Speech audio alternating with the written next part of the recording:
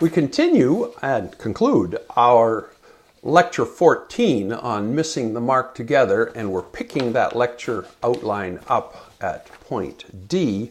What constitutes a healthy emphasis on sin? We want to think a little bit about sin and self-esteem. It has become commonplace in recent years to stress the importance of self-esteem to healthy, productive lives. And this is true not just in secular or even therapeutic circles. Modern evangelicals as well have enthusiastically embraced the modern valuing of self-esteem. The other side of the equation is that an emphasis on sin is often considered injurious to self-esteem, as something that undermines it. It's regarded as an emphasis that brings out the worst in Christian experience: guilt trips, self-loathing, negative assessments of human worth, and so on and so forth.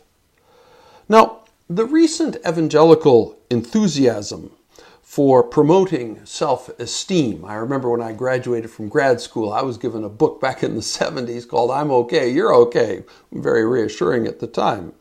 But this recent evangelical enthusiasm for promoting self-esteem, it's not just the last few years. It's been around for a while, as I've just pointed out. It's actually rather curious, given the fact that the concept is humanistic in its origins, and that human pride, not low self-esteem, has been widely regarded, since Augustine, as you now know, as the primary root of human sinning. Now, this is a very complex issue, about which I will offer just 3 observations here. First, we need to define legitimate self-esteem in a way that differentiates it from pride. Now, pride, after all, is an excessive estimate of one's own importance and potential, a tendency toward self-absorption, and a discontent with a creaturely status below that of the Creator himself. And the Bible makes it very clear that God is opposed to the proud, as James 4:6 says and Proverbs 3:34 said earlier. Properly understood, though, healthy self-esteem is something else. It's not self-love in any narcissist sense. At its heart, it is about having a firm sense of self-identity, one that is rooted in a realistic assessment and acceptance of that reality. Such self-acceptance involves a persistent sense of personal dignity and worth, despite discoveries of sin and the limitations and flaws that are also part of one's true self. Now, according to one particular psychological model, self-esteem requires a sense of worth, a sense of belonging, and a sense of competence. Those 3 are actually very important: worth, belonging, competence. From a Christian perspective, worth is rooted in the love of the Son. Belonging is rooted in the embrace of the Father. And competence and empowerment are rooted in the empowering of the Spirit. There is, in other words, a Trinitarian resourcing of godly self-esteem. Now, the acknowledgement of our sinfulness should never be allowed to destroy a sinner's awareness of personal worth. Not goodness necessarily, but worth. It should dismantle our false pretensions to goodness, but never destroy our awareness of our fundamental value and significance.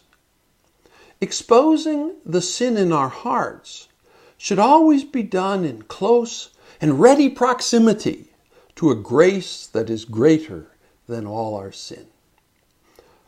Wherever sin is emphasized, divine grace and divine embrace must be emphasized more. There's one last observation I'd like to make here. A proper self-esteem, the kind that I've just described, is essential to being a well-differentiated person. And by that I mean what psychologists mean when they use that term to describe someone or to describe an ideal. It means someone who is able to participate in relationships with others, while at the same time having the personal strength not to be swayed by peer pressure or external expectations. And this, it's been discovered, is a very important prerequisite to moral choice making and avoidance of moral compromises. Stated simply, Christians with solid self-esteem tend to sin less. And now some concluding reflections on Galatians 5 and Ephesians 4. I want to conclude with a brief review of two biblical texts that were assigned for this lecture. Galatians 5 and Ephesians 4. Specific verses within those two chapters, as you'll see. But together, these two texts offer seminal biblical insights into the nature and power of sin. Now, the Galatians passage first depicts an interior conflict between good and evil, the sinful nature versus the Spirit of God, and it's occurring within the Christian soul. The sinful nature, seething with vicious self-interest, produces all sorts of unhealthy dynamics and destructive outcomes. Whenever the Spirit is permitted to lead, however, the results are the polar opposite. Self-forgetful giving, joy, peace, purity, and the like prevail. The resultant condition is one that the apostle depicts as a new experience of radical freedom, no longer driven by destructive compulsions or terrifying fears, but open now to function without legalistic restrictions or external restraints. Now the Ephesians passage.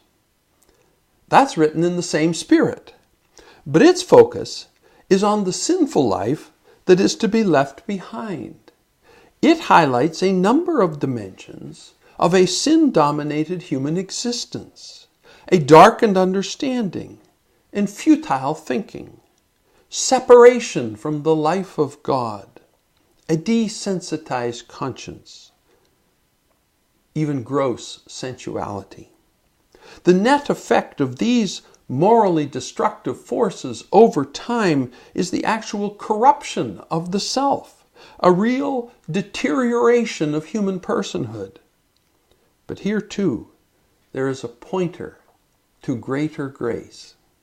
A new self is possible, created to be like God in true righteousness and holiness. It's to this redemptive hope that our attention will turn in Theology 2, where we will begin with a consideration of the person and work of Jesus Christ the Redeemer.